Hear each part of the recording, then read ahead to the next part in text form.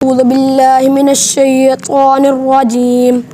بسم الله الرحمن الرحيم. صبغة الله ومن أحسن من الله صبغة ونحن له عابدون. قل أتحاجوننا في الله وهو ربنا وربكم ولنا أعمالنا ولكم أعمالكم ونحن له مخلصون.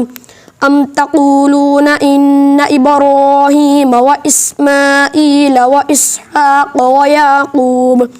ويعقوب والأسباط كانوا هودا أو نصارى قل أأنتم أعلم أم الله ومن أظلم ممن كتم شهادة عنده من الله وما الله بغافل عما تعملون.